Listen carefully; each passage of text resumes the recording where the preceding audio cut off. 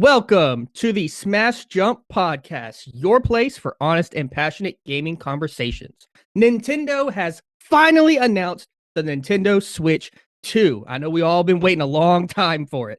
And, we've got to talk about it. What do we know about the Switch 2? What do we hope to see on it? What are we most excited for? And how much will we miss the original Switch? We'll talk about all of that and so much more.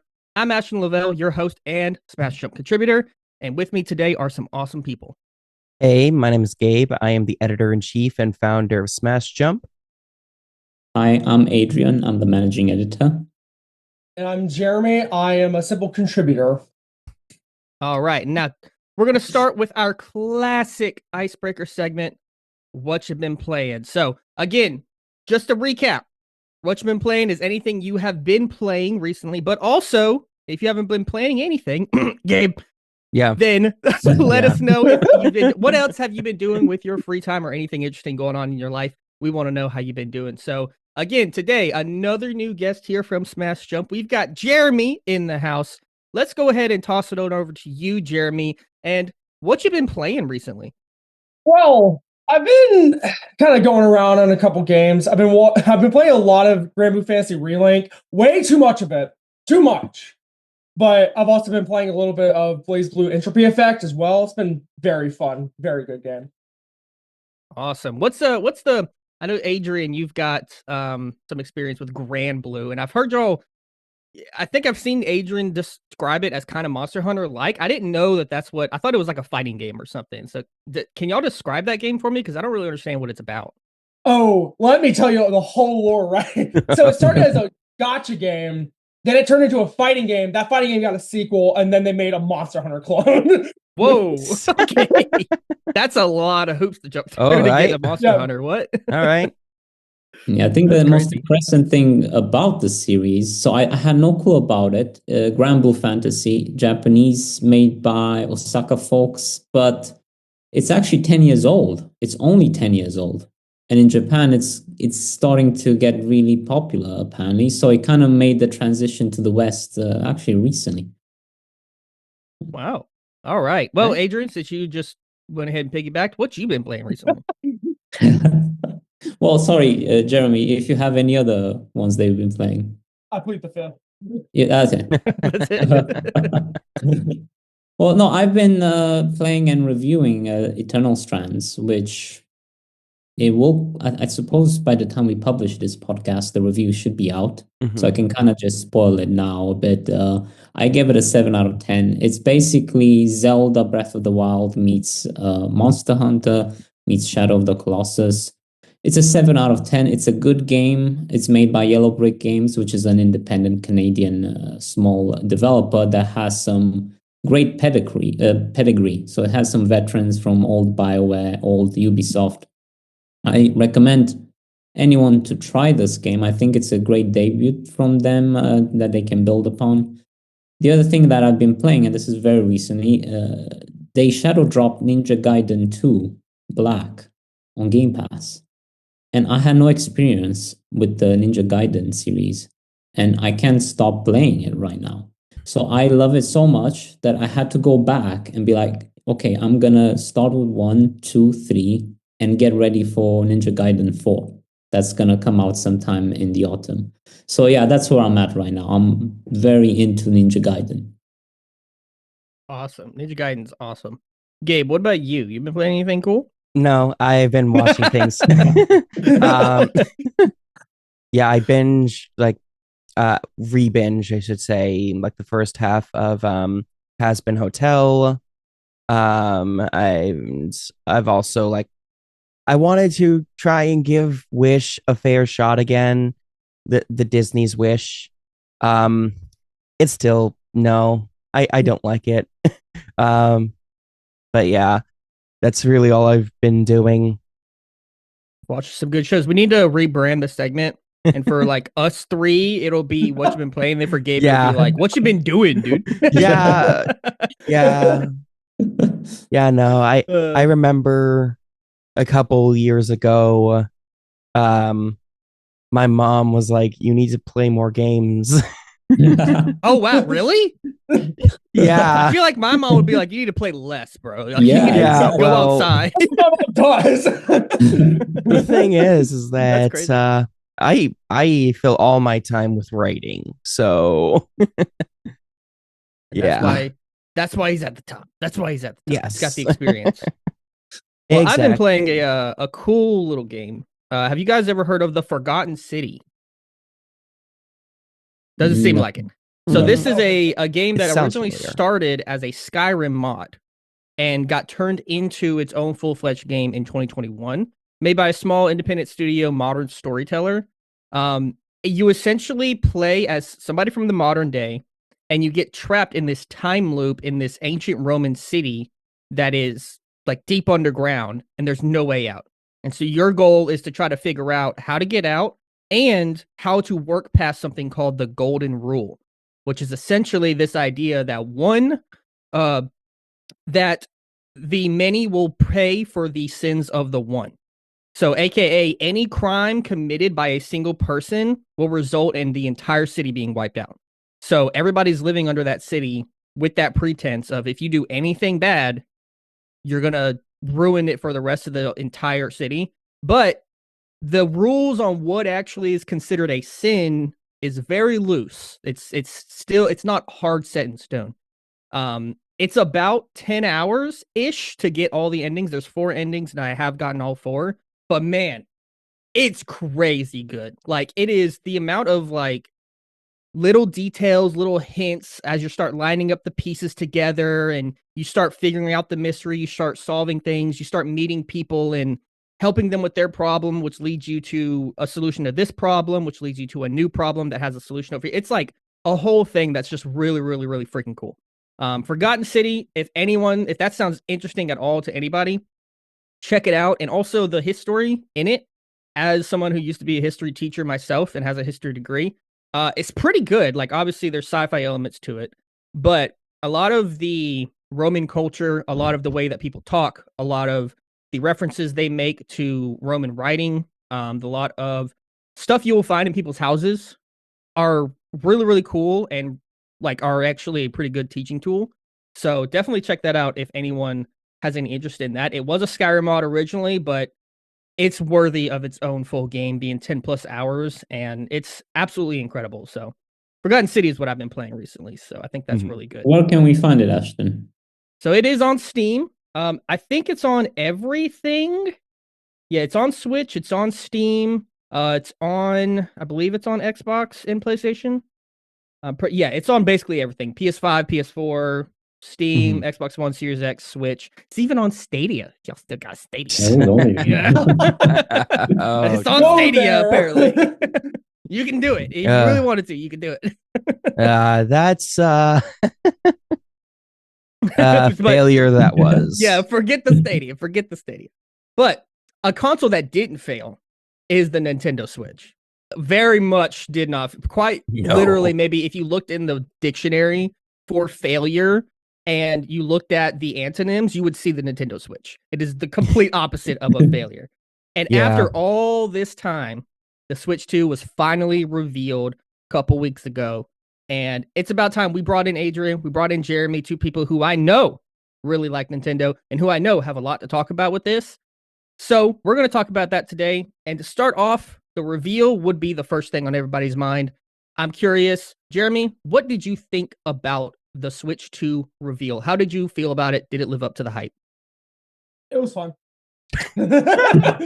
It's fine. Fair. Elaborate.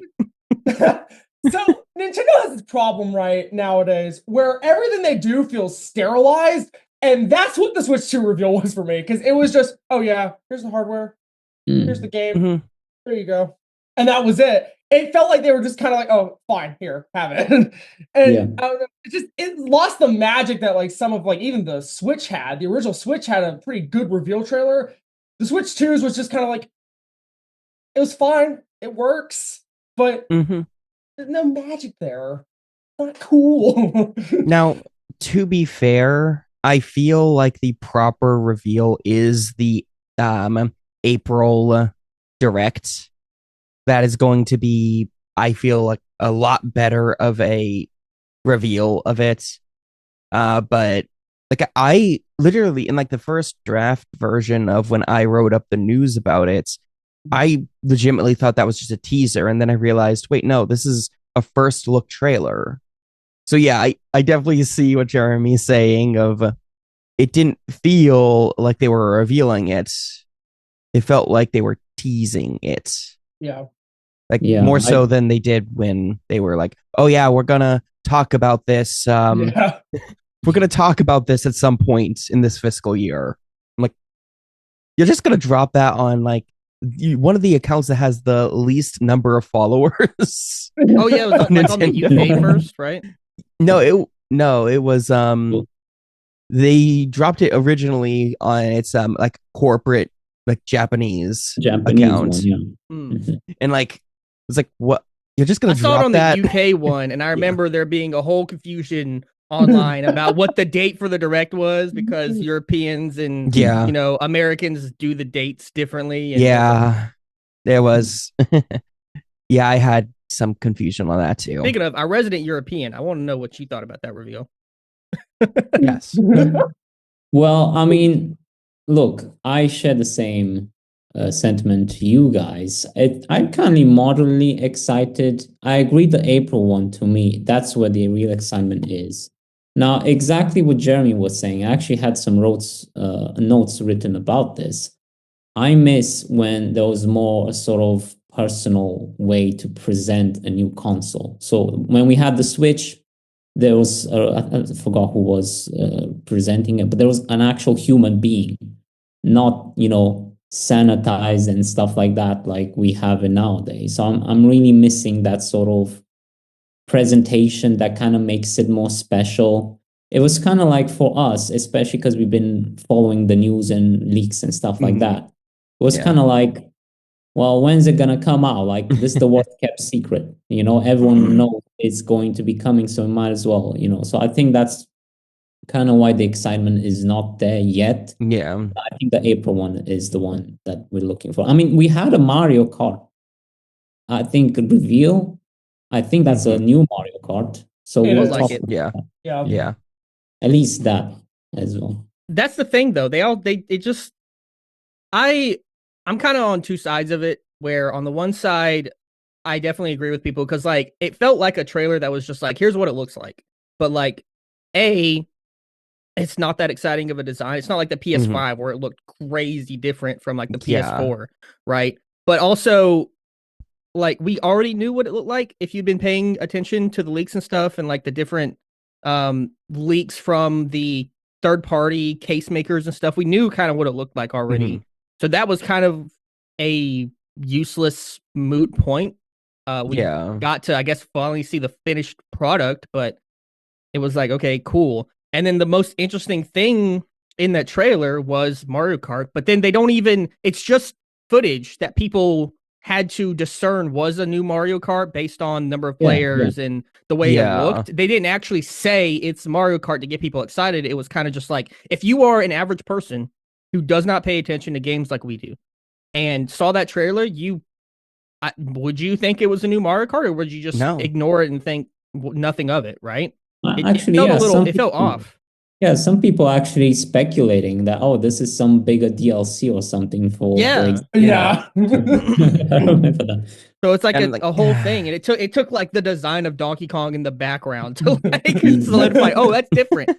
But at the same time, I also am of the mind of like, we've been waiting so long.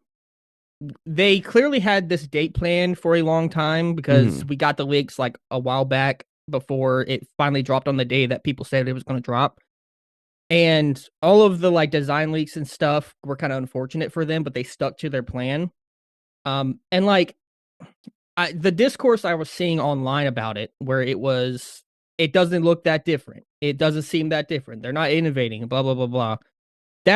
That's the part where I don't fall behind with people, where I'm like, I don't really agree with that part. I understand the reveal being underwhelming, because it is underwhelming. April, I agree, is going to be like the big, here's all the games that are coming on it and the big showcase for it. This one was really flat comparison, but criticizing what the Switch 2 is as a thing in terms of not innovating much on the Switch 1 or radically changing what it is, that's something I saw a lot of people online getting mad about that I don't agree with, because it's not broken. If do you want another Wii U situation where it just completely gets destroyed and laughed at and doesn't sell well and Nintendo gets in trouble again? Like, no, Switch is awesome. It's a great concept. Don't break what isn't, don't fix what isn't broken. It's awesome. Just make it more powerful. That's all anybody really needs. So yeah. I'd like to pivot from our doc here real quick and ask you guys about that innovation, because people associate Nintendo with innovating really heavily on their consoles. So I'm curious what you guys think about that innovation argument versus don't fix what isn't broken argument. For me, it is very much a don't fix what isn't broken. Like, I personally do not care whether or not Nintendo innovates heavily, as long as they innovate a little bit based on the Switch. Like, if the Hall Effect joysticks rumor is true, that's going to be enough for me, because that is supposedly going to fix the Joy-Con drift. And I would like to see that happen, because the Joy-Cons are not cheap. And they feel cheap, though. Yeah. Yeah. They're not cheap, exactly. But they feel like they are. Yeah. Like, hopefully that, like, because I know that there's a lot of stuff that Nintendo is holding back from us. And I feel like even changed some stuff, or have plans to change some stuff, like, about it before it releases. Because in the end, it is going to be, like, based on Nakon, so the accessory maker and publisher. They expect that they're going to see strong growth within kind of the April to September period, as a direct reason to the Switch 2. So it's going to be somewhere between there, the April and September time period, that we're probably going to actually see it release, and we'll actually be able to be like, oh, this is an improvement to the Switch. Yeah. Well, to pop from Gabe, actually, I did some homework before this. So I made some points about what we actually know about the Switch, and what is rumored, and sometimes maybe fairly confident information. So just to kind of summarize in what Gabe was saying. So we have supposed rumors about the Hall Effects sticks, which would be a great sort of innovation, I would say, right? Because I don't think even the PlayStation, the Xbox controls actually have that. No, I don't think we have Hall type sticks on those. So can you explain what that is? I don't think I fully understand it, but maybe some of you guys know it better than me. So Hall Effect was it's basically just a higher quality way for, like, the joysticks to move, rather than it being like a physical, like, mechanical thing. It is slightly more like magnetized or something of that nature, where it will actually be more sturdy. Okay. Yeah. So yeah, to come back to what I was saying, so some points that got brought up in journalism and other publications, we published on it as well. We know it'll be backwards compatible, so that's something that Nintendo, I believe, confirmed. So we have that. We have some measurements. This is going to be bigger than the first Switch, so it's going to be at 8-inch screen size compared to the original Switch, which was 6.2 inches, 7 inches for the OLED that we had. It will most likely launch with an LCD, not OLED screen. That, to me, it hurts me a bit, because I got really used to the Switch OLED screen. It's supposedly coming close to, like Gabe was saying, around that time, June, September, maybe. Recent price speculation is around $399. And I think that's fair actually. $399 to maybe $450, but I don't see it any higher because then it's gonna compete with high spec handhelds like Asus and the Steam Deck. So I don't see it being that expensive. On the technology side, you mentioned technology. It looks, if we look at it, we'll say it's just a chunkier, bigger Switch. But from what we've learned, or maybe some of the rumors, the Switch 2 might actually have 12 gigabytes of RAM. The Switch had 4 gigabytes of RAM. So we already have a much needed improvement there. It's going to probably be using an NVIDIA graphics chipset that can use AI to upscale to 4K resolution. Recent sort of approximation might put it performance-wise between the PS4 or Xbox One and the Xbox Series S. So it will be capable of ray tracing and probably of DLSS as well. Storage capacity supposedly increased from 32 gigabyte to 256 gigabyte. And just to wrap it up, Eurogamer reports that at Gamescom demos in August 2024, apparently Nintendo showed hardware that was targeting the specs of the console running the Matrix Awakens Unreal Engine 5 tech demo with ray tracing enabled. And supposedly the quote is that the visuals were comparable to Sony and Microsoft's current gen consoles. Now, I don't know how much to believe in that, but that's sort of, like a summary of what we know about the Switch 2 or some rumors about that. Mm-hmm.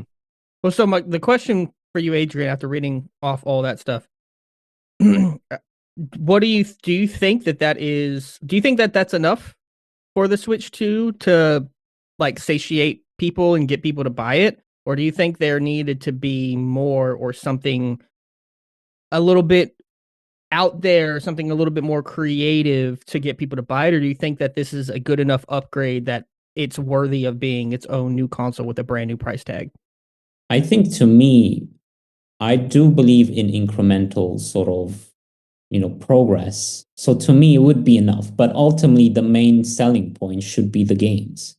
Because you can have a great console, right? We've seen the PlayStation 5 and Xbox, and we're still waiting for exclusives, right? And stuff like that. But yeah, to me, I think because Switch is also generally, in a sense, popular among average, in a sense, consumers. So not necessarily big gamers and so on.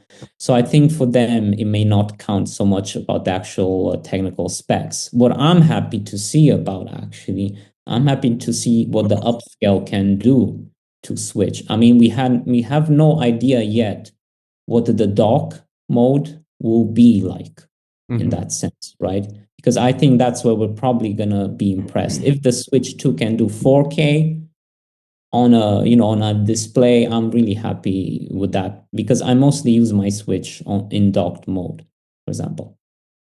Like, I'll be real honest, I'd just be glad if they could do 1440p. Like, oh yeah, like if it's any sort of updates to its resolution in that sense, that would be great. But in the end, yeah, like Adrian, I think that Nintendo needs to capitalize more on incremental updating rather than like trying to compare to, and that's why I'm like fine with it going for like the specs closer to like a PS4 or Xbox One, because in the end, Nintendo's always kind of been weird when it came to their release schedule of their consoles. They never really tried to compete with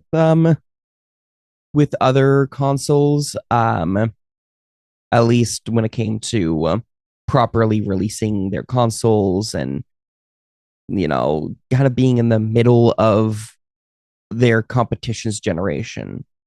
Because the Switch came out in 2017. Yeah, and that's just midway through like PS4 and Xbox One. So as long as it can stand on its own and be something that is unique enough that people will actually see value in it, which I think this incremental upgrade will be, especially since you can based on what they've already said, there is backwards compatibility. Now, we don't know what games aren't compatible with this backwards compatibility, but we do know that there is backwards compatibility with this console. And I think that if you're looking to try and upgrade to a new Switch, the Switch 2 might actually have just enough things doing right to make it worth the upgrade. Jeremy, what you think about all this? There's a lot of points brought up, a lot of ideas to fiddle around with. What are your general thoughts on all of that stuff? So with the Switch 2, I think Nintendo can get away with it being so similar right now because it is a massive upgrade compared to the original Switch. And all of us have been like, we need a stronger console. And so having like all this like upscaling and all that, the more powerful hardware is going to also sell it for a lot of Switch consumers because it's like, well, we got a more powerful console. Because that's why a lot of people upgrade to the OLED because it was not that much more powerful, but it was still more powerful. Had more storage and all the like. However, what we're seeing right now, in my opinion, is Nintendo's end game because they've got this successful thing with the Switch and they can milk this forever if they wanted to because it's so successful. The problem is the gaps between how better it's going to be is going to get smaller as time goes on. That's when I think we might start seeing something more akin to like a Wii U situation is if they keep going and they're not improving it enough. So right now it's fine. Switch 2 is going to be perfectly fine. But Switch 3, 4 onward, we're going to start getting, on thinner ice once we get up there. That's a good point because, but you could also say like, I could see a world where Switch 2 has about the same lifespan as a Switch 1, potentially longer, because if you think about PlayStation and Xbox right now, the difference between a PS5 and a PS4 is not so drastic that it blows it out of the water, right? Like there are certain games where you can really see its performance, and I think as we get to the end of its life cycle, you're going to see it really hit its highest potential. But as the console generations get further, the improvements we're seeing are a lot more incremental, a lot more smaller. They're leaning more into the ray tracing. They're leaning more into the AI stuff to upscale so that you can play games at higher reses without actually having to render it at that high res and stuff like that. And that's something that the Switch isn't going to have. Like a Switch 3 wouldn't need to be that. If Switch 2 is really a PS4 level console in terms of its power, then the Switch 3 really wouldn't need to be all that much more powerful to reach a PS5, right? Theoretically. Because by that time we'll probably have PS6 or 7 for all God know, who knows. But like the big thing's going to be like ray tracing and all this other stuff, the bells and whistles, right? But those bells and whistles aren't like necessary, especially when it comes to how Nintendo makes their games in the first place, where they're all very striking art styles, not trying to go for hyper realism or anything like that. So I think where I am kind of on it is I agree with most of everything being said so far, I think, where I think the upgrade is good enough. It is the really only thing I ever needed from a Switch is for it to be more powerful, because I don't need the console to be innovative. I need the games to be innovative. And with the way the Switch 1 is at the current moment, it's not powerful enough to foster innovation anymore. They've hit a wall, and it's incredible what they've been able to do with it, with how weak it is. But think of the possibilities now that it's so big. Imagine Breath of the Wild or Tears of the Kingdom made for a PS4 level console and not a like PS2, PS3 level console. Like, holy crap, dude. Can you imagine like what they did with those games on a Switch? Can you imagine what they can do with that on a PS4? Like, I'm super excited for that. So I think I agree with you guys. I think it's definitely enough. And again, to beat the dead horse, don't fix what isn't broken. Right? Yeah, Adrian, there was a leak got actually. Going? Yeah, Ashton, because you're mentioning that level with specifically if you had another maybe remaster or something of re-release of Breath of the Wild. Now, apparently there's some leaks that at Gamescom, some people actually saw Breath of the Wild running on a 4K for Nintendo. So I don't know how much to trust that. I don't know if they have actually something prepared for that, but that would be amazing. Would you guys, do you guys think that that's okay? Because we've seen what backwards compatibility can look like at its best with Xbox, right? Where they are going back and improving the games, improving the performance, getting you to play it in higher resolutions and all that stuff, while still being able to use your old discs. But I can very well see Nintendo not doing that and saying you can play Breath of the Wild on Switch version, but it's still going to run like garbage, especially when you get to that, like the forest, and it just lags like hell. But then releasing like a Breath of the Wild remaster that does improve everything and makes it run better, even though they could just do the backwards compatible thing to make it run better, like Xbox does.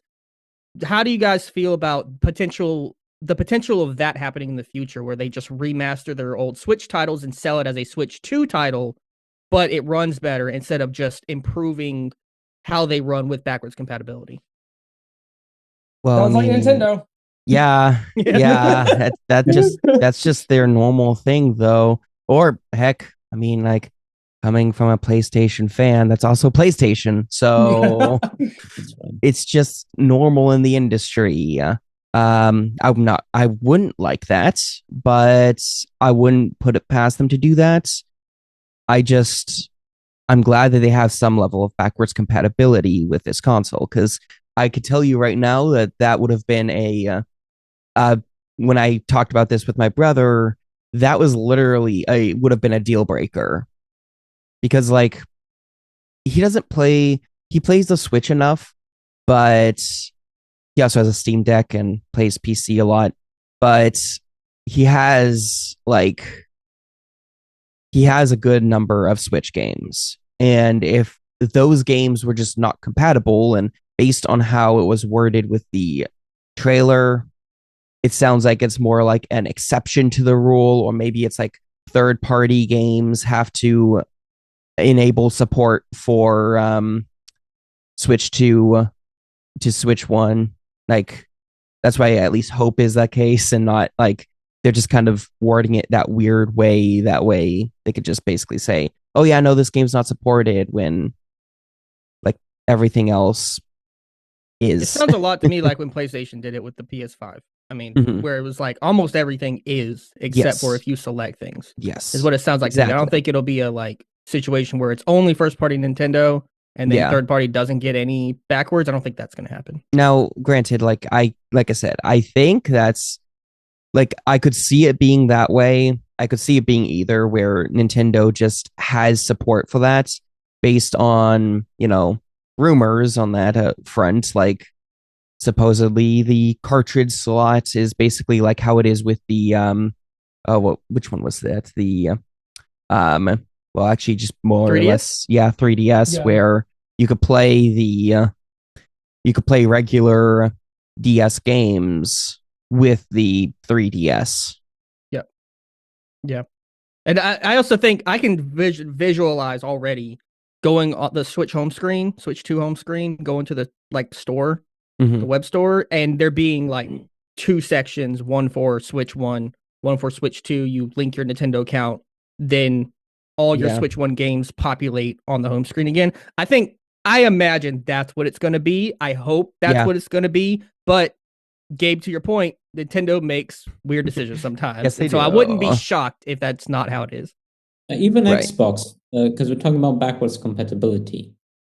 Usually it works fine with Xbox, but I've seen situations, even for some pretty good games or important games, where you also have to like download patches, you have to download all sorts of these like weird things, and they take quite a bit just to like update it with like 60 FPS and stuff like that. I mean, with Nintendo, I think, it's fair to assume they exclusives will probably work. I think what's going to be really interesting is the third-party games from before, how they're going to make those work. And I think that's a real concern, because the Switch has so much third-party support and ports from other sort of consoles and stuff like that. That's quite a lot of them actually. So I don't know. We'll see how they do it. I feel like Jeremy has opinions on this. I don't know. I just feel like he does. Well, so with the backwards compatibility, right? Nintendo is usually pretty good about it. Exactly. Yeah. I mean, even going from like the DSi shop to the 3DS, they brought all of the DSiWare to the 3DS, and that was a cool move because it kept those games alive. They're dead now, but they're long gone. But like, I'm expecting Nintendo to have a pretty good, like, sort of like backwards compatibility lineup. The problem is we already have instances of like certain games that we could probably take a shot in the dark that won't be backwards compatible. And that kind of makes me sad because if you look on the Switch 2 Joy-Cons, there's no IR camera. So games like Brain Training on Switch and WarioWare Move It, there's just stuff in those games you can't do. I mean, WarioWare Move It, one of the micro games, you have to put the IR camera like this and start moving your hand around. You can't do that. And it's just like, you're losing. Didn't think about that, yeah. Which that is probably, why they implemented that little asterisk of some games might not be compatible. Yeah. Oh yeah. That's fair. That's fair. You make a good point, Jeremy. They've always been pretty good at backwards compatibility in general, though, because even like think of the craziest difference between the GameCube and the Wii, where you go from just a normal console to with like a disc this big to like a motion control console, and it was still backwards compatible, which is crazy. They just put the ports at the top of the. So like that makes sense. I agree. I think we can trust Nintendo to be pretty good about the backwards compatibility, but there will be, like Jeremy said, those specific instances where it won't work. Like I don't know if this is I wonder. WarioWare is always weird because they do weird things, and I love it for it, right? They do the weirdest shit. But like, I remember there was what was it? WarioWare Twisted or something on. I don't remember which console it was on, but like it used functionality where you would move the console as a game mechanic, right? And do weird things. That was Game Boy Advance, I think so, right? I don't know. Comment somebody, Jeremy, I don't know if anybody knows, or if comments you guys can let me know. Yeah. Does the DS work with it, or did they not have that functionality to where Twisted wouldn't work on a DS? Because the DS even had the Game Boy slot at the bottom where you could click it in and play. One I don't games that were using something like that, I remember in the 3DS time. 3DS, yeah. I remember Pokemon did like one of the Pokemon Evolves. Yeah, there was something rotating the. So crazy. It's so weird. It's so crazy. How do you do that? I don't even know. That's crazy. Oh, I hate that Pokemon so much. It's so crazy. What was it? Inkay? Is that what it is? Inkay? Yeah, Inkay's evolution. I think Malamar, Malamar. Yeah, you turn it upside down. Fun fact, you can still do it on the Switch too. Oh, hell yeah. Yeah. All right. Well, cool. Yeah. It's not docked. Yeah. Heck yeah. Just not docked. Yeah. Just be careful. Don't do that. Yeah, that's not gonna. That won't do good things. Yeah, just take the dock and like fling it. I'm gonna flip my TV over. The TV work. You break the TV. You're like, no, the Inkay. No. Oh man. So speaking of that, we know Pokemon is coming out later this year. There's a lot of games that we suppose are coming out later this year. Pokemon, ZA, Metroid Prime 4. I guess Mario Kart is probably going to be a launch title. I'm not sure. I don't imagine you would put that on the reveal trailer and not have it come on the Switch. That sounds like an easy win right there. Yeah. 2030. But do we like what all games do we think will actually come out on the Switch day one as a launch title? We'll start with day one launch title. Day comes out, you go to the store, you get it off of Amazon, you pick up a game. What are going to be your best options, do y'all guys think? Because I don't think there's anything 100% confirmed as a launch title yet that they've said. Yeah. I feel like Mario Kart is probably going to be their big launch title. But I mean, like, see, mostly just because that's the only one that we've seen. Right. Because like I could see other games that they've already revealed as coming to the original Switch coming to the Switch 2 as a release as well, like an enhanced version of it, or something like that. Because I could see ZA, since we don't have a release date for that, being another launch title game, but I don't know whether or not that would be a proper launch day game.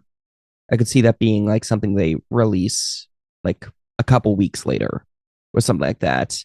It just launch day is such a weird thing because Nintendo has a very like strict thing on how they have their releases because they'll either have like like they had what was it? The like what was it like 1-2 Switch or whatever? Was that a launch game?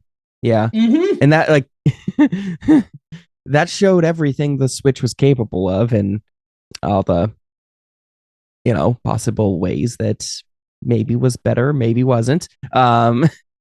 But you had that. So maybe they'll have something similar to the Switch 2 that has something of a showcase. Yeah, I'll get off my soapbox now.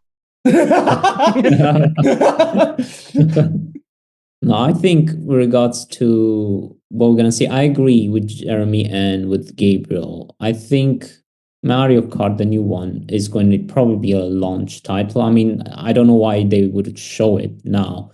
Also agree that they're probably not gonna want to cannibalize their sales from the beginning. So I think we're not gonna see a new 3D Super Mario game until maybe later in the year, or maybe I think reports were saying even maybe next year. I don't know.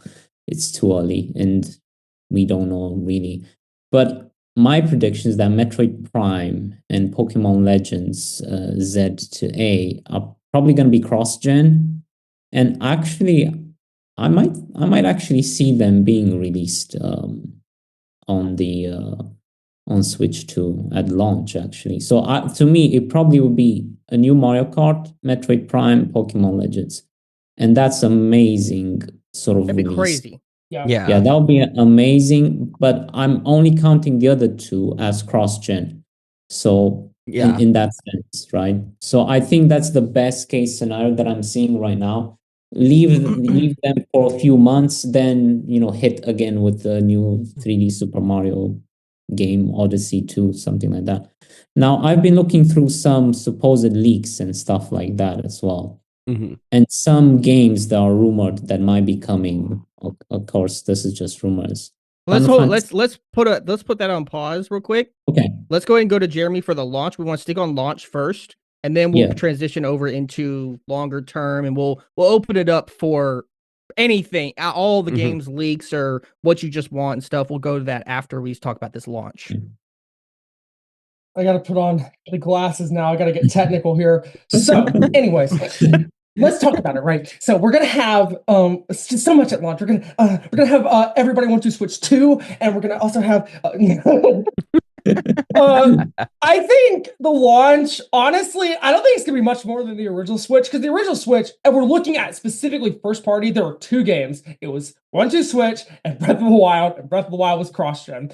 So I think we're gonna have some third party stuff there, of course, but I think personally, and I'm gonna get controversial again really quick. We're going back with the glasses. I think honestly, it's gonna be Prime 4 Mario Kart. I think that's it from Nintendo, and the reason is because I think ZA, if it's gonna come out at any point, it'd be the following month, in my opinion. So. I think, like, day of launch, you're going to walk in the store, there's Prime 4, it's going to be on Switch 1 and Switch 2, and then you're going to have Mario Kart 9. And wouldn't it be funny if it was cross-gen, but it won't be. So, those 2 games, I think, would probably just cut it. Because remember, as well, the Switch 2 is going to have all of what the Switch had at launch. So, I don't think Nintendo really needs to, like, go gung-ho immediately and, like, have, like, 5 launch titles like they've had in the past. They'll have a decent, like, back catalog for people to play and, like, see, does it run better on the Switch 2? Answer's probably no. But still, I think it'd be fine just to have those 2 and have ZA come a little later. I will say with ZA, though, I think with the Pokemon Presents coming next month, I think we'll know whether or not it'll be a launch title next month, just depending on when they say it's coming out. Oh, so yeah, we'll know pretty soon. Yeah. Jeremy, I want to That's true. ask you, why do you pick Metroid Prime over Pokemon as a launch title? I'm just curious. So Pokemon is interesting. They're always so weird with how they release games, because historically I honestly would be surprised if ZA is cross-gen, to be honest. I think it is actually as likely, or maybe even more, that it is Switch 1 exclusive, because Pokemon always releases it on the previous console. Back in, like, when the Switch came out, later that year, we got Ultra Sun, Ultra Moon on 3DS. And then before that, a year after the 3DS came out, Black and White 2 came out on the DS. And you go back, Pokemon Crystal released the same year as the Game Boy Advance. And it just keeps going down. I mean, I think even, like, Red and Blue released, like, over in America at least, like, it was like 98. They always release late in the console's life. So I wouldn't be surprised if Pokemon just like kind of waited it out. However, I would prefer it if it was a launch title, because Metroid, Mario Kart, Pokemon at launch, that would be insane. Yeah. That would be radically different from anything they've ever done before. Oh, yeah. Because if you look back at the last all their like previous launches, right?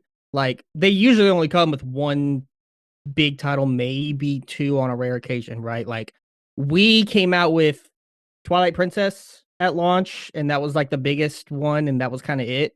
And then like GameCube had not a lot. Like Luigi's Mansion. It had Luigi's Mansion. That was the big one.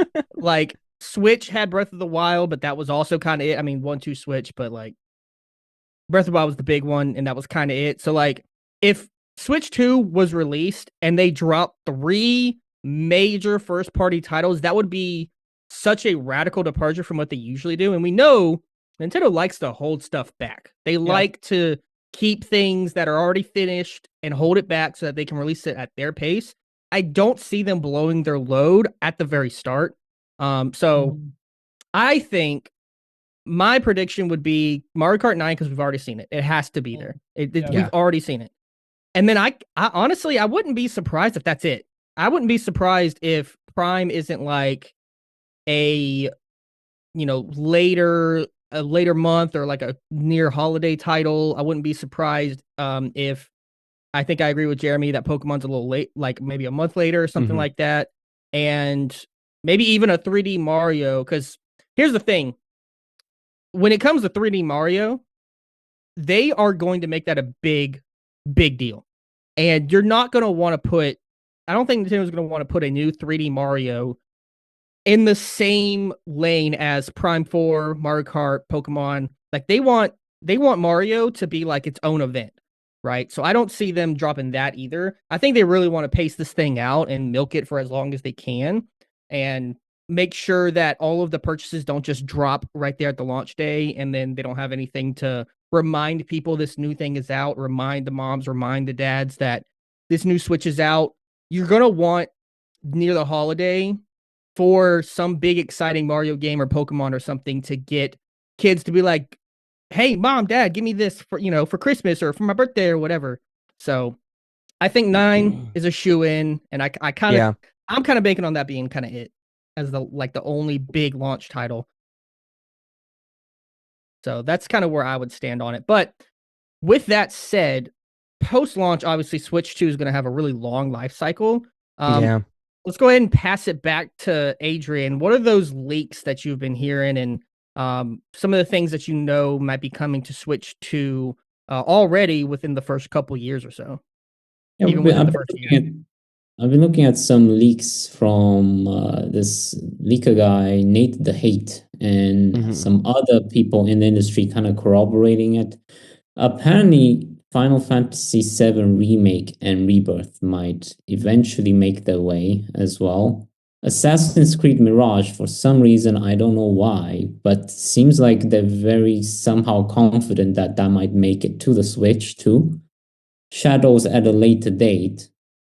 This Metal Gear Solid Delta, which is absolutely funny to me to see it here, because we have no clue about it. Like, we don't even know when it's gonna come out in the first place. Across the board, we don't know when that's gonna hit. And I've heard some rumors that no, actually, Metal Gear Solid Delta is gonna make its way like later this year, supposedly, and on the Switch too.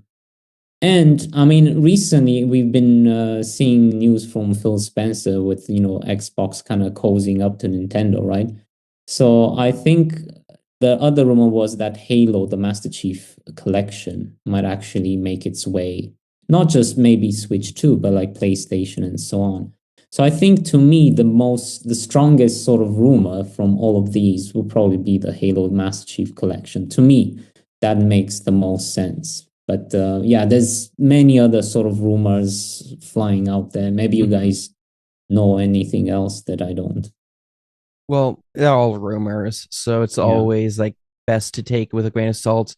But it is definitely going to be something where third party is going to be king for pretty much any console, because first party developers always aren't really like super active. Like, they will release plenty of games throughout a console generation, but let's face it, did Nintendo actually release a lot of first party games, or was it just the fact that the console generation started in 2017 and they still had to keep it relevant and things like that?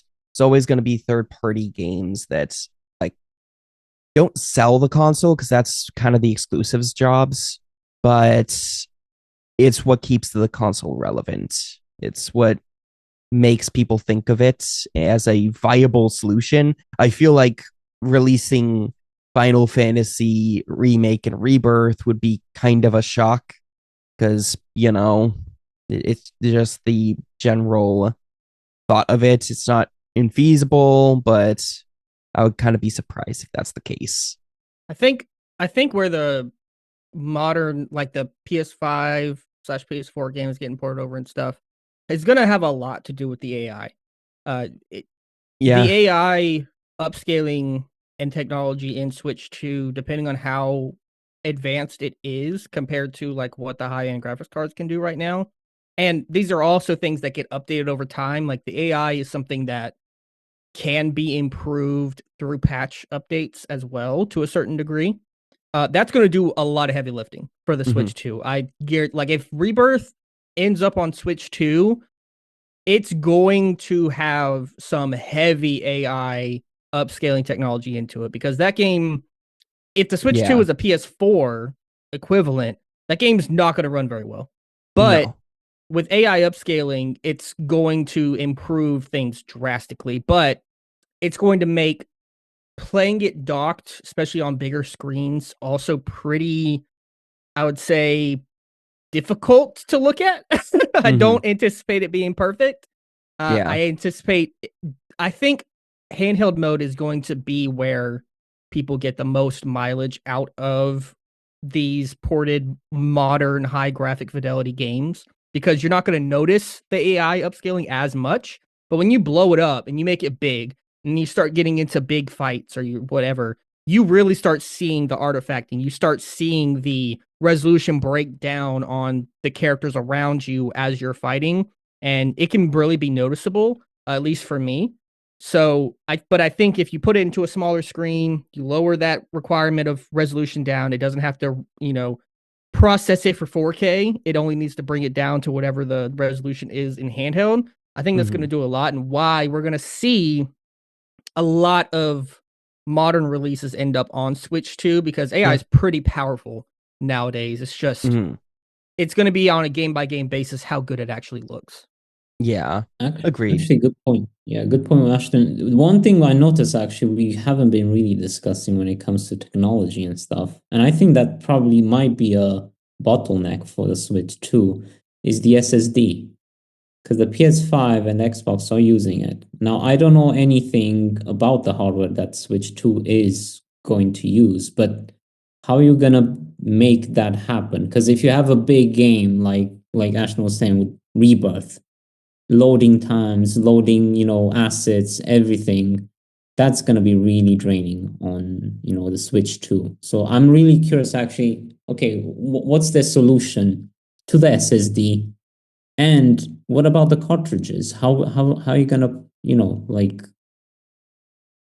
going to release such a huge game and remake it for the Switch 2 and put it maybe on a cartridge, maybe not on a cartridge, but yeah, and we'll see.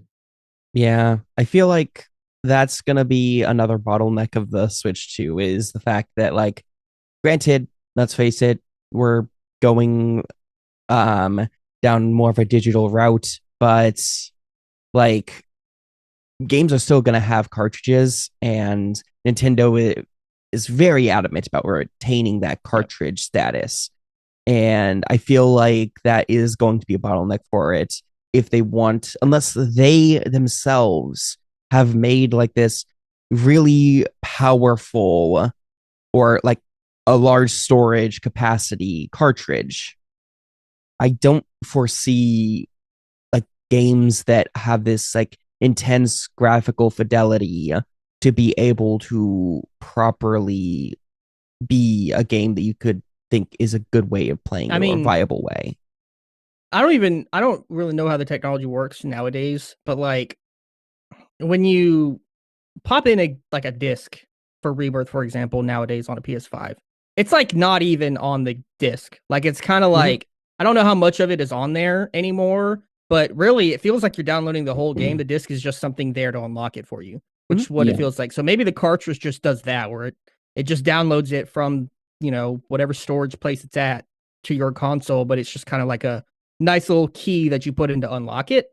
Maybe. Well, but it still needs to fit within that gigabyte storage that it has. How big? You're talking about the 250 that it has? Yeah. Yeah, 256 supposedly. That's not a lot. No. That's what I'm saying. No. That's not how no. big. How big was Rebirth on PS5? How big was it? Let's see. FF7 Rebirth file size. It would take up already 145 gigabytes.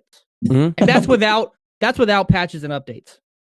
That is without that. Yeah. Oh my god. So you would basically be able to get, and you got to think 250 gigabytes, a chunk of that is the OS, right? And other software things for the Switch to run in the first place. So it's really probably more like 200-ish.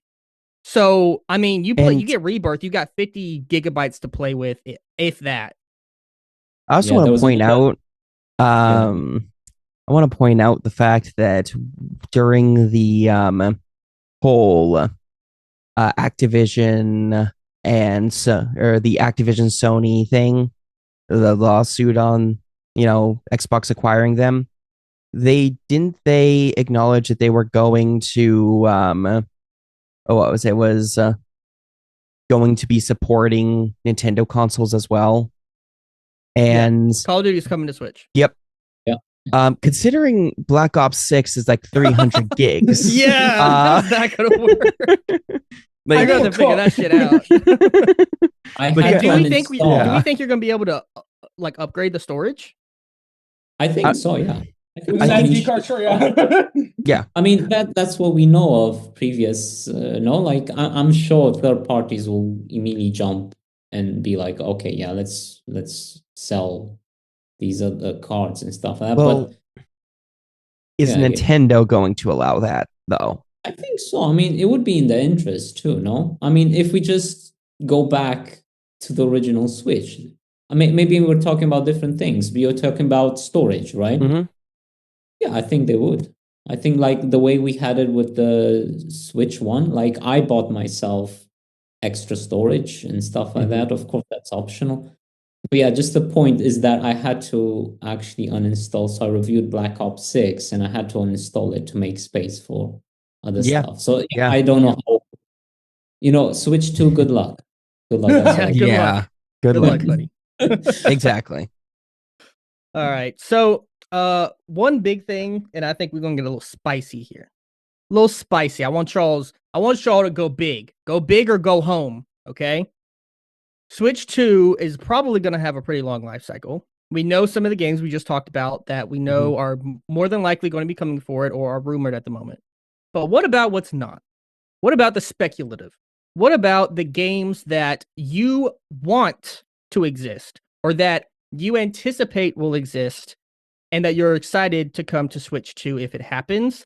Jeremy, let's start with you with your wealth of Nintendo knowledge. What would you let's start with like give me 2 predictions, okay? One is going to be your like a reasonable prediction, like this game makes sense, it's going to come out, excited for it, and then give me your balls to the wall pipe dream, like this is probably never going to happen, but I want to see it on Switch 2. Go for it. So there's one game series that I can almost say with 85% confidence I think we're going to get this year, and it's a new Fire Emblem game because it's been like 2 years since the last one. But the thing is, so when Engage was like coming out, there was actually like screenshots that leaked and they were real. Like it was completely 100% real. And with those screenshots came the knowledge that apparently a remake for the 4th FE game, Genealogy of the Holy War, was in development. We don't know if this is true, obviously. This is all speculative. But I'm willing to wager that that's probably going to be the next Fire Emblem game. And we've kind of waited a while for it. We've been kind of like on the edge, like, okay, are they going to announce it now or are they going to wait? And I think by the end of this year, I think it'll be about time for them to be like, oh, yeah, here's the remake. Because we're kind of due for a new Fire Emblem remake. We haven't gotten one since the 3DS with Shadows of Valentia. So I think a Genealogy remake is honestly probably going to happen this year, if it's going to happen at like any point. And if I had to take a shot in the dark month, I would say like October, like kind of later in the year, like getting like towards the end. And I think that's kind of like, that's a safe prediction. My balls to the wall prediction, I want, and you have to hear me out, Star Fox. Let's go! I mean, yeah. Bring it We back! don't get it. And not that stupid thing that they did with the like they tried to do the Skylanders thing. No, don't do that. Do just normal Star Fox. I mean, we haven't got one since the 3DS, Star Wars 64 3D. I'm surprised there wasn't one on Wii U. It's crazy. Mm-hmm. No, yeah. I think like balls to the wall, we're talking like either an F-Zero or Star Fox, because these series are like genuinely like very like dead. And it's like, it'd be cool to have them back and like throw them back in the lineup. Yeah. I mean, hell, we haven't gotten a F-Zero game since what, the GameCube? It's been like 20 years. Yeah. And I feel like we're kind of obviously we had F-Zero 99, but that's a new game, you know. Yeah. I mean, I guess it was new, but whatever. Y'all know how it is. Hey, don't sleep on F-Zero 99. It killed Pac-Man 99. Can you still play it? Can you still play it? Yes. Oh, heck yeah. Just don't try to play Pac-Man 99. You'll be sad. Oh. Bring back Mario. You know what? Here's my balls wall prediction. We're going to bring back Mario 35. It's going to happen next year or this year. Whenever. It's coming back. I need it back. Heck yeah. That's the only game I've ever loved. The only one. All right. Who wants to go next with a reasonable prediction or a just crazy pipe dream, or both? A crazy pipe dream prediction. I'll do both. I really like Jeremy's picks. Actually, I actually had a new Fire Emblem on my list. I was thinking about it. I think it's time. I really love Three Houses. I not played Engage, but yeah, maybe one day. But my predictions is this. Okay, very small, not very certain, but yeah, 80% certain. We're gonna see the new 3D Mario. We're gonna see a new Animal Crossing. I know that they're working on something. Then it's not Splatoon. So by process of elimination, it's a new Animal Crossing. I want a Xenoblade Chronicles reboot or remake. I think this is the time to reinvent the series, because we had the 3, I think X is coming out. A new Luigi's Mansion, I want that. It's time we have a new Yoshi game. Yoshi's Crafted Ball was the last one on the Switch, and nothing since then. I want Legend of Zelda remakes or remasters with Twilight Princess and Wind Waker. And my crazy, I have 2 crazy ones, okay? So one of them would probably be Baldur's Gate 3 ported to the Switch too, because I think that would be an amazing experience to play such a huge RPG on, handheld. And the craziest one probably to me is GTA 6 on Switch 2. And if somehow they can manage to do that, I'm a personally petition for a new Nobel Prize just for that. That is crazy if they can make that I don't happen. know about that one. Your GTA Switch would blow up. 5.2. Yeah, It's gone. Oh man, I could see Baldur's Gate 3. It's it's a really pretty game, but it's not the craziest like game in terms of graphical fidelity. Like, Yeah. you could definitely downscale some of that and fit that on a PS4. I don't see that wasn't being it a problem. struggling as well on consoles? No, I don't think it was struggling. More so the Xbox Series S was having trouble with co-op because they really wanted to have the couch co-op split screen, but that was a problem. But I think they would just take that out for a Switch. Yeah. Okay. Yeah. Okay. Adrian kind of listed off like 30 of the best things, and now we're like, Yeah. okay, where are the other Nintendo games? What's left? Yeah, exactly. Like, look, the Pipedream Astro Bot thing. on Switch 2. No, that is just that would be a pipe dream. That is a pipe dream. Yeah. No, but I would say probably like the first party thing that I'd like to see would be either a new or even just a remake or a remaster of Earthbound. Oh, you stole mine. No. I was gonna say that. Well, I mean, that one's kind of obvious. Like, oh man, I would kill for anything mother related. Like, give me a Right. Earthbound remake, or like an Earthbound remake in like the Link's Awakening. What's the new one? Echoes of Wisdom, chibi style would look gorgeous. But even if you don't do that, Mother 4, just make a Mother 4. I would lose my mind. Fair enough. I would. Yeah, no. And then the obvious one, like we're going to get we're gonna get an Animal Crossing. Like that's just a given. Now I don't know when, because in the end, like the only real reason that New Horizon, or was that the most recent one? Yeah, New the Horizons. New Horizons. I could never get the name right sometimes. Like I just want to say like Horizons, but I know that's Zero not. Dawn. Yeah, exactly. But no, like New Horizons. It is something where like, actually, I realized something. Astrobot wouldn't be that much of a pipe dream, considering they do have made games for the Switch before. But the obvious pick is going to be like, we're going to get a new Animal Crossing. I don't know when, because the biggest reason why New Horizons got as big as it was because of when it released. Mhm. Like, it kind of just released on the perfect time. And I think Nintendo knows that they release it at the perfect time, and that releasing it any other time, they have to really like actually do market research to find out when would actually be the best time to follow that one up. So, Gabriel, you're saying they're gonna engineer a new pandemic? Oh God. AC-19. I'm just saying, my mom's side of the family, my mom, my sister, and my grandma, they just got sick, and like they are dying right now. Like they are in a terrible shape, and the COVID test went back negative, but it's like bad. And I'm like, oh God, maybe we are running into like a Switch revamp where COVID's gonna make, I don't. Oh God, blame it on Nintendo. Blame it on Nintendo. Switch variant. Yeah. The Switch variant. Oh my God. No. Remember, they had it didn't do well, but they did release Lego Horizon Adventures. Yeah. They did. But yeah, no, they're not gonna toss Astrobot on the Switch. That'd be crazy. It would be.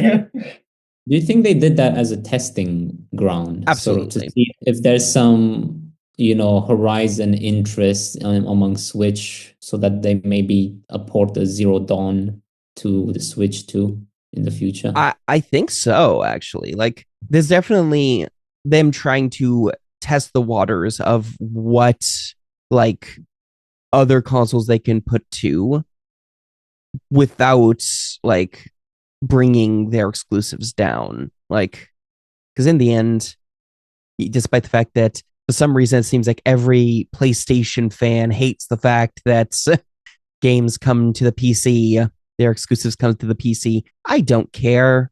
It makes them more money, which means that they can make more games. I don't care.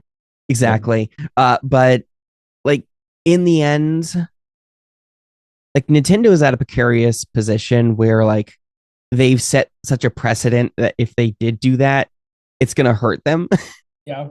Yeah, it's an interesting conversation because Nintendo is way more exclusive hardcore than PlayStation even is nowadays, but like nobody gives them any flack for them because they're Nintendo. But that's kind of like a whole nother conversation. Yeah. Let me take y'all on a journey. So obviously there's a couple of franchises that we could be comfortable saying are going to get titles. That'd be kind of boring, right? Like Mario Party, we're going to get some of those. A Mario Sports Time, we're going to get one of those, you know, blah, blah, blah. Let me take y'all on a couple games that are considered dead, but what if they got some Switch games? The number one I want to talk about first is, and it connects to Microsoft wanting to play nice with Nintendo. If they actually work together in any sort of major capacity, what if we get a culmination of their partnership with a Banjo-Kazooie game? Maybe a remake, maybe Banjo 3E. I'm just saying, we've got Banjo and Smash. I mean, they still want to work together. I mean, wasn't it? We don't know what's going on with Rare's game that they were Everwild. Is that what it was called? We have no idea where it's at.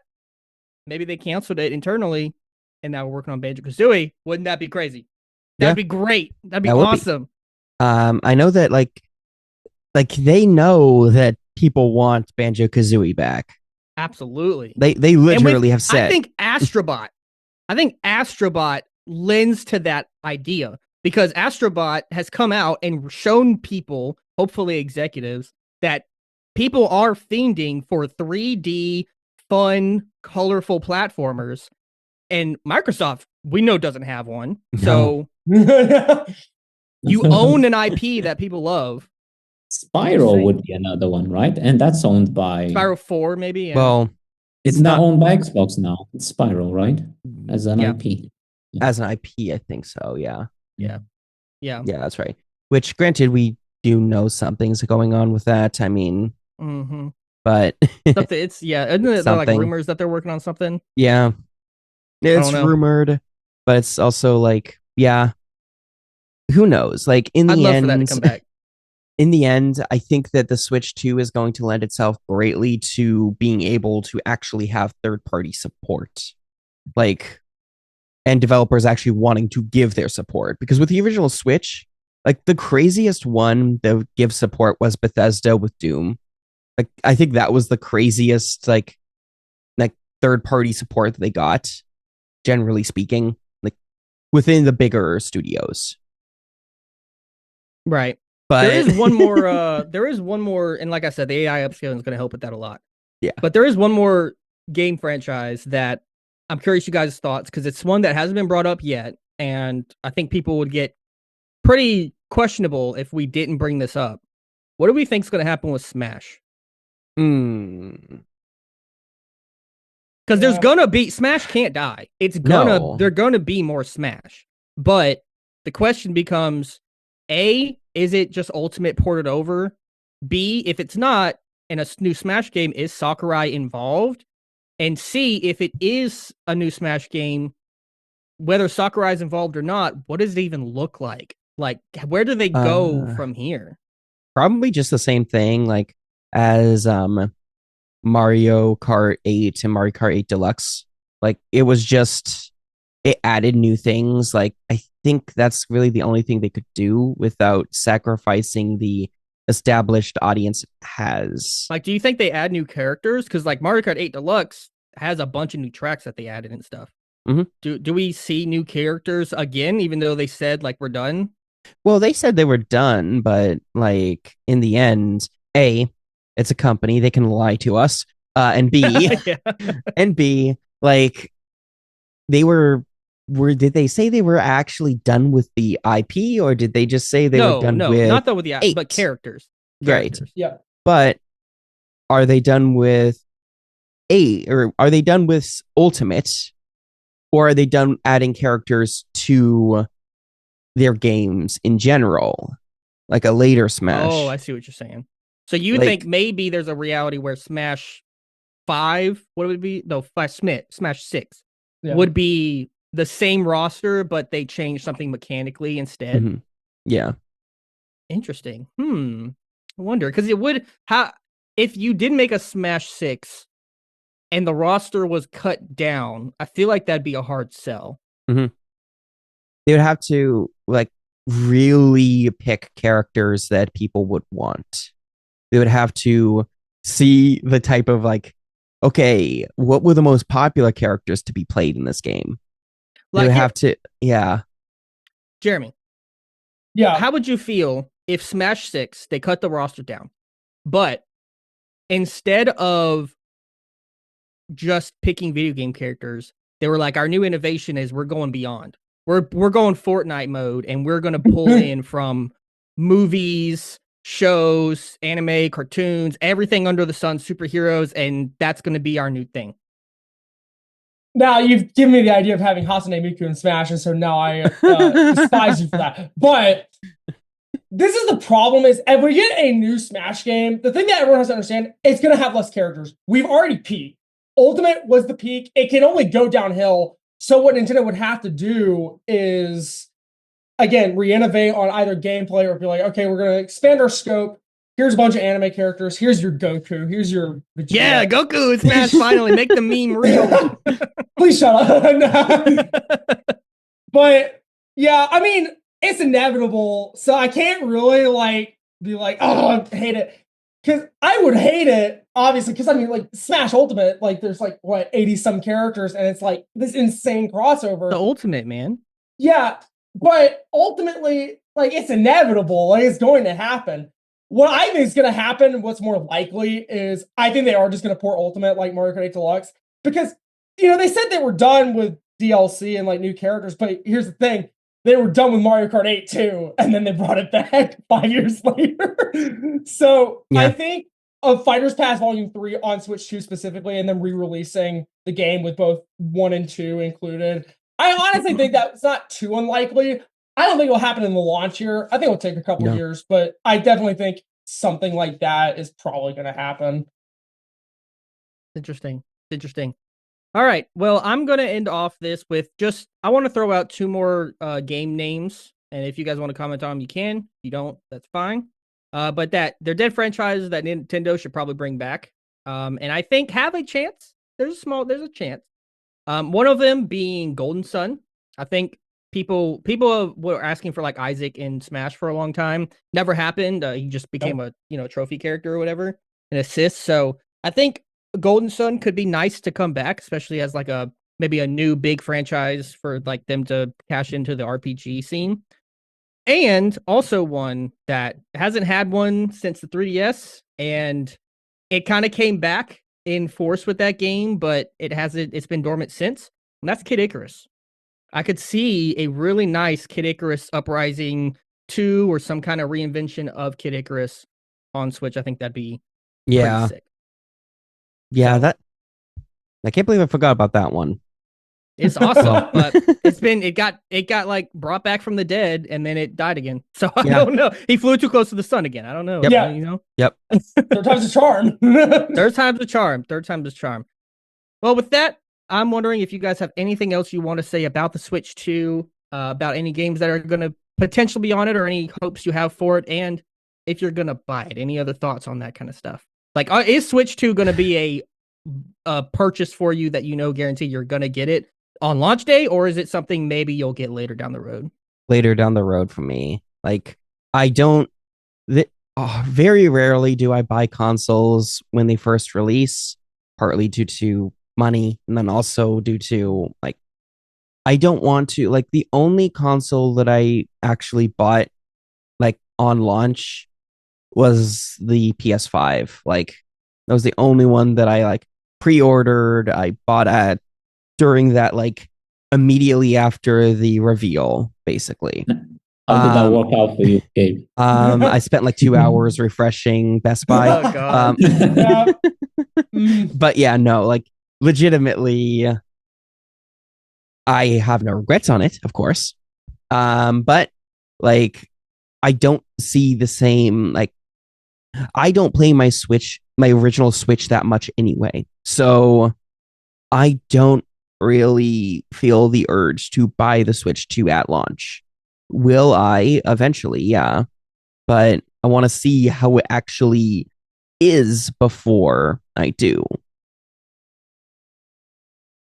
Adrian, Jeremy, is Switch 2 going to be a day one buy for you, or are you going to pick it up later? Unfortunately, yeah. Very unfortunately, yes. Yes to which one? Is it day one or is it later?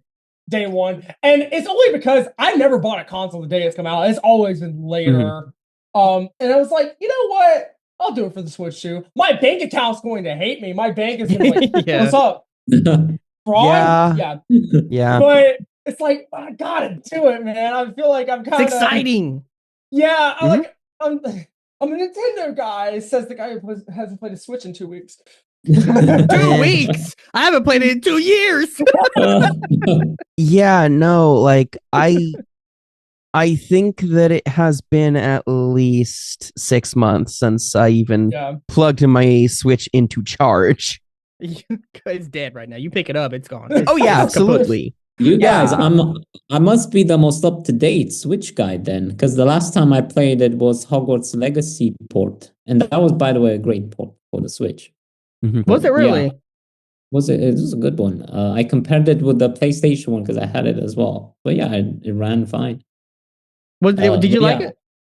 I liked it. I mean, the game, I liked it up to one point where it just became very repetitive. But the beginning of it was great. But yeah, I mean, will I buy it immediately? Probably not. I'm probably gonna go with Gabriel, with what Gabe says. But having said that, if April comes around and they're like, yeah, new 3D Mario, new Yoshi game, something like that really makes me, I might give in, I might give in. Yeah. But yeah, I think. How much do y'all think it's going to cost? I think that it will be anywhere. I think there's going to be tiers eventually, but I think at launch, it's going to just have one version, and that's probably going to be at least $400. Everybody agree with that? I say 400 too. I think that's the best case scenario for me. $400. Like realistically, if they wanted to, like I know that the Switch 2 is a very big gamble for Nintendo, and I think that's why they wouldn't go the route of like they know that they will sell, but are they going to sell the same way the Switch did? So they're going to be played safe, at least for right now. Maybe they'll increase the price down the line. Who knows? The OLED version, maybe? Yeah, exactly. But like, I cannot imagine them, because like the Switch itself was a gamble for them too. But regardless, I think that 400 is a good price point for it, provided like it has at least decent like amount of storage and things like that. Like, especially if they are going to be, because I feel like they will be pushing third-party support a bit more this console. I agree. Yeah. Especially with COD coming to it and everything, like that's definitely gonna be a thing. I'm not buying it day one. The money situation with where I am right now is not gonna work. Right. I'm trying to get into a house like this year, so that's Switch is the furthest thing from my mind. But I will say, once the games start collecting, once they start adding up and there's enough titles on there that I'm like, I've got to play that. Like when they drop the 3D Mario, it's gonna be hard for me to say no. Like if it's an Odyssey, especially if it's like straight up Odyssey 2 or something akin to that, or like an expanded version of Bowser's Fury, but like in a new kind of game, like, oh my God, it's going to be really hard for me to say no. So it definitely would be an eventual pickup. Maybe next year I'll pick it up. After all this crazy year of buying a house will, settles. But, yeah, exactly. Yeah, launch day is probably just not going to happen for me, but those games, they're coming.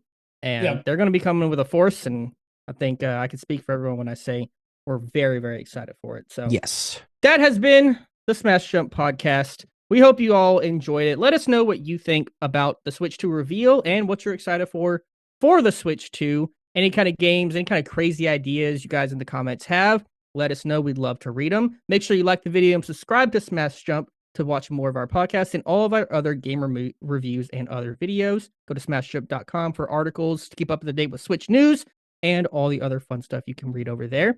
Anybody have any plugs before we sign off? You can join our Patreon as well. You get, perks, this podcast early, and then select content might actually end up exclusive on there. We also have Twitter, obviously, Blue Sky, Mastodon, Facebook, all that fun stuff. You can follow me directly, Gabe _REISINGER. And then who else has something to plug? I'm fine, Jeremy.